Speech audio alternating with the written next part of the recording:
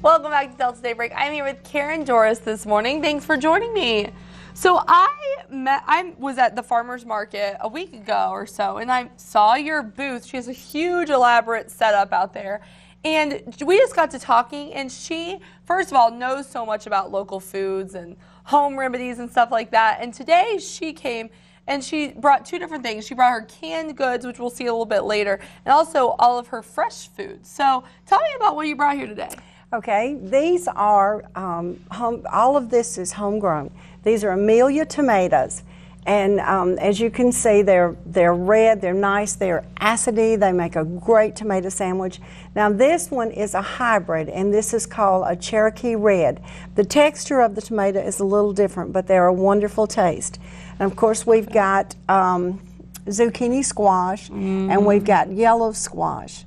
And these are Vidalia onions. And yesterday we took pan and cubed up these three things and seasoned them with some of that Tony's Saturated and covered it with foil, baked it in the oven. It was easy, you know, it was quick, you know, it's not like you're having to constantly stir or fry or whatever. Now this is the way the Vidalia onions look. This was just a smaller onion. I was trying to get something that would fit in here.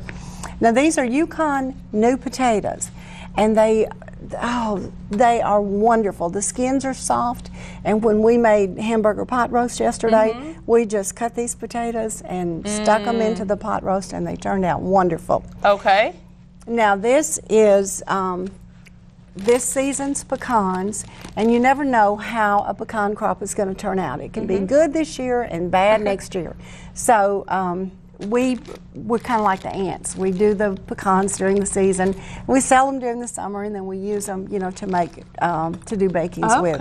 Now all of these are fresh frozen vegetables. These are lima beans, and these are pink eye purple whole peas, which is one of the most common peas in the Delta. Okay. And then this one is zipper creams, or they call them white crowders, and this is butter peas, and this is the speckled butter beans. Now we also will be getting some lady peas in pretty soon, and they are a wonderful pea. And these you can just freeze. And you can freeze. As a matter of fact, these are pot ready. All you've got to do is open this bag, throw it in the pot, and put your seasoning in there, and that's ready to go. Ready to go. Okay. Right.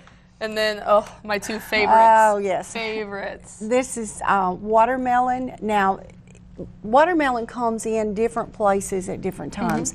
The Arkansas watermelons will be in July. Right now, these are Florida watermelons, and that's the best we can do. But then eventually there's going to be, the next surge of watermelons will be South Mississippi. These are Georgia peaches. We have had some wonderful cantaloupes, but right now we're between the cantaloupe crops. The Florida cantaloupes looked like orange sherbet and were just sweet and delicious.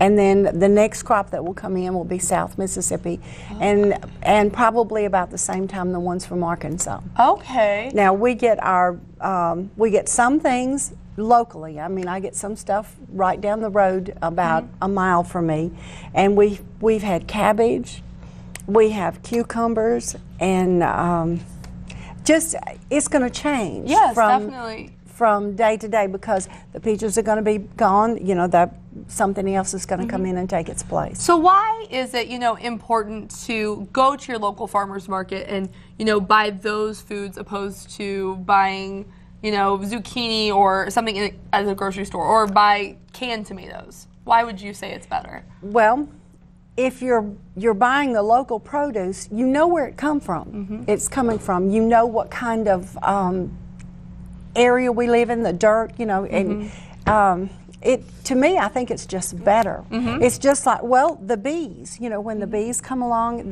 we get local honey from this area, because the bees eat the wildflowers and the soybeans and the clover and that stuff. So if the bees do that, why wouldn't the the vegetables be better for us. Exactly. And, you know, you're supporting your local growers and your local distributors, you know, and that's something that's huge. We always say, you know, shop local, buy local, anytime you can. And the farmers market, tell us when you guys are open in Greenville. We're open Wednesday and Saturday from 8 a.m. until noon. Some stay a little afternoon, but if you get there by 12, you're going to be right at the end of the market.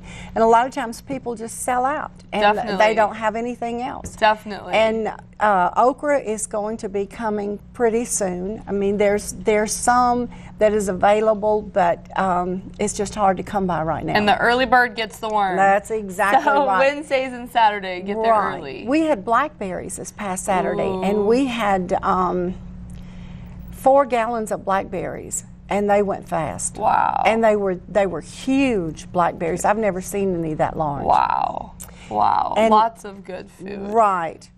So we also, you know, Miss Karen here, she also has a lot of home remedy things as well, which we will be talking to her in a week or so. And she's going to show us all of her products that are all natural, which I thought were super cool. Women, they have lip gloss, they have, you know, any type of, if you sound like me, they have cures for that. They have any type of cure for just about anything, and it's all natural, which I think is awesome. So we'll be hearing more about that in a couple weeks.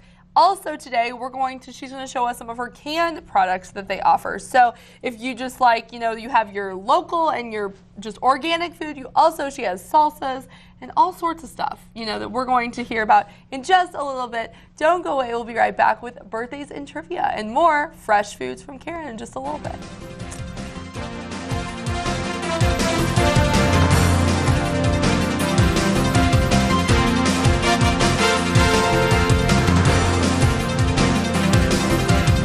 Welcome back to Delta Daybreak. We're here with Karen Dorris. And first of all, if you missed the first hour, we had all fresh foods here. We had zucchinis and squash and onions and tomatoes and watermelon, all sorts of yummy goodness. And she has a booth set up at the Farmers Market in Greenville on Wednesdays and Saturdays, starting at 8 in the morning. Correct. 8 till noon. And she has a huge spread. And some of her things are these canned things. You know, she makes these up. So tell us about what you have here. Okay, when we go to the market, and I have things that will not hold to the next day. Now, I'm a little abnormal. I have this big room, and it's my romper room.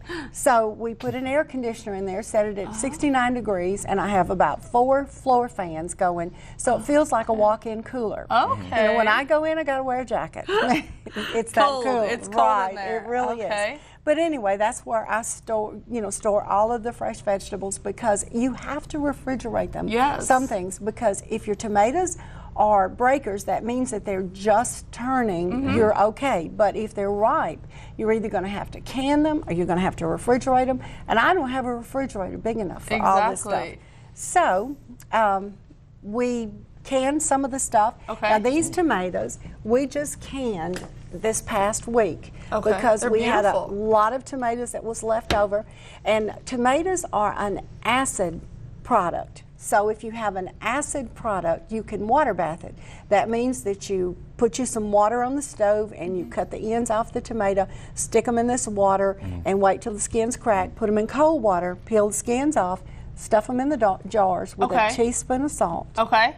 And put them into a container that will cover the top of the jar, and you boil them for a period of time, and then all the jars will seal. If the jars don't seal, the tomatoes are not going to save. Okay. You can only water bath acid things.